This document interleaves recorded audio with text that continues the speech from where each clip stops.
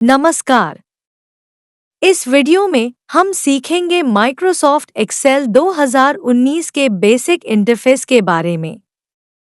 Excel एक powerful tool है जिसका उपयोग स्प्रेडशीट, डेटा एनालिसिस और कैलकुलेशन के लिए किया जाता है। चलिए शुरुआत करते हैं। एक्सेल खोलना। पहला स्टेप है एक्सेल को खोलना। आप अपने कंप्यूटर के स्टार्ट मेनू से एक्सेल 2019 को खोल सकते हैं। इसके लिए स्टार्ट पर क्लिक करें, फिर एक्सेल सर्च करें और उस पर क्लिक करें। Screen display.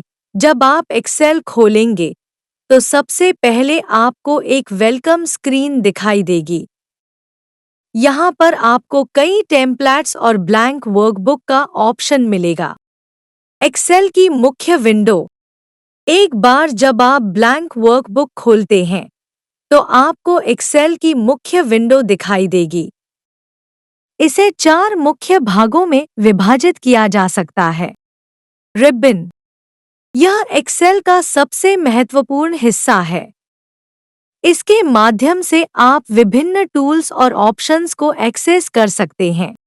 रिबन में home, insert, page layout, formulas, data, review और व्यू जैसी टैब्स होती हैं। उदाहरण के लिए, होम टैब में टेक्स्ट को फॉर्मेट करने, सेल्स को जोड़ने और फॉर्मेट पेंटिंग जैसे बेसिक ऑप्शंस होते हैं। वर्कबुक और वर्कशीट्स। वर्कबुक वह फाइल है जिसमें आपका पूरा डेटा स्टोर होता है। हर वर्कबुक में एक या अधिक वर्कशीट्स हो सकती हैं। वर्कशीट्स में सेल्स का ग्रिड दिखाई देता है जिसमें आप डेटा एंट्री कर सकते हैं। नीचे आपको शीट 1, शीट 2 आदि दिखाई देंगे। आप इन्हें एडिट या न्यू शीट्स भी जोड़ सकते हैं। Formula bar.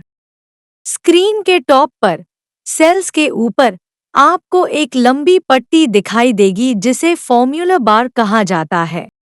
यह बार आपको किसी भी सेल में एंटर किया गया डेटा या फॉर्मूला दिखाता है।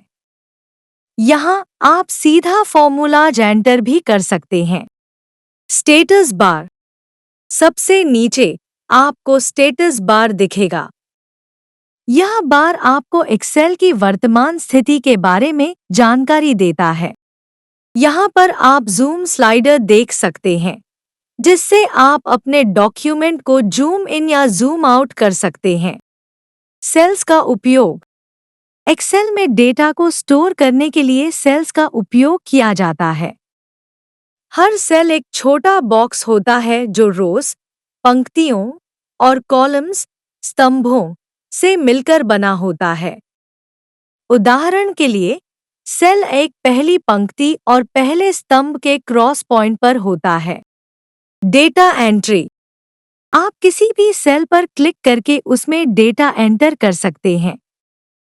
डेटा एंटर करने के बाद एंटर दबाएं ताकि वह डेटा सेव हो जाए।